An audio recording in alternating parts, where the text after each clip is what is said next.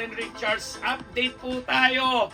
Kasi nga, di ba, pinag-usapan, nag-viral kamakailan sa nakatatapos na FAMAS Awards, dun sa backstage, magkakasama sila dun sa holding area, na nagaharutan talaga, or masusi.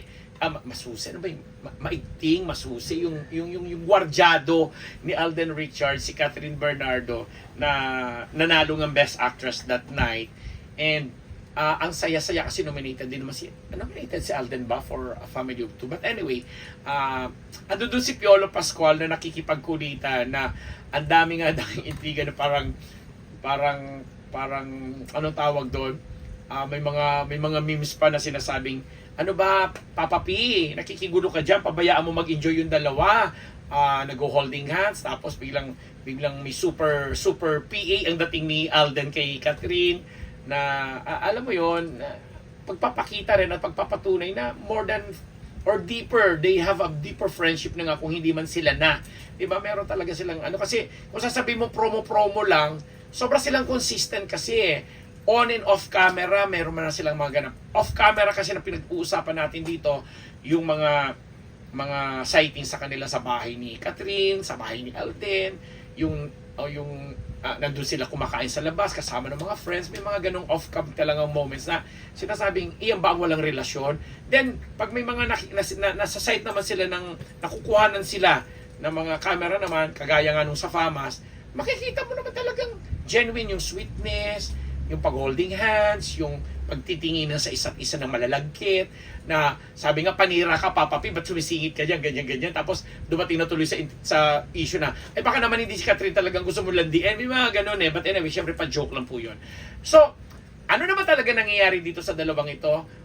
Malamang, kasi nga, nalalapit na po ang produksyon ng Hello Love Again na gagawin nga sa Canada. Sabi ko nga kay Tugang at kay kumari nating si Cathy Garcia Sampana, anytime naka-ready ang aming passport at visa papuntang Canada. Kung kailangan nyo ang aming serbisyo, nandiyan lang po kami makikijoin. Kahit walang bayad, kahit libre. Kasi with all due respect sa mga pelikula nga, ulitin ko na naman, sa mga pelikula ng Catherine at saka ni Daniel nung araw at saka sa mga TV series nila, siguro mga 4-5 beses na po ako umapir nang hindi talaga ako nangungulekta ng bayad, hello, o di ba, walang sound, walang walang background, walang emote, Donita, ano ba nangyayari sa akin mga dito?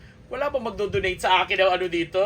Ang podcast, luma na po ito. 3 taon na yata namin ginagamit ito. O wala, o zero. But anyway, yun lang. Gusto lang namin bigyan ng pakilig ang mga Catden supporters po namin at mga subscribers dito sa Unbearable Channel na yan ang latest. And ang alam namin, anytime soon this June, pagkatapos ng mga ilang commitments nilang gagawin, plus may issue-shoot si Catherine na isa pang endorsement, tapos si Alden may ganun din, saka sila sabay na lilipad papuntang Canada para na nga po sa sequel ng Hello Love Again, na tiyak naman, kumbaga sabi nga ng nakararami, na yan nakabangko na yan, yun, inaabangan na yan, parang pre-sold, kumbaga sa concert, pre-sold na yan. Papasok ang mga sponsors. Sabi ko, ako nga, nagpipresenta na, di ba?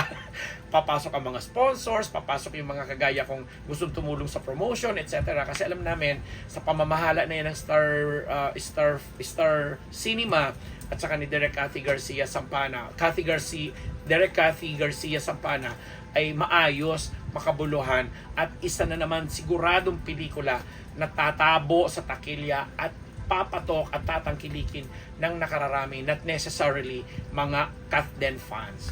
Yun lang ang aming may update po sa inyo. Ako ang inyong lingkod, Papa Unbearable Ambet Nabus, dito lamang sa Unbearable Channel.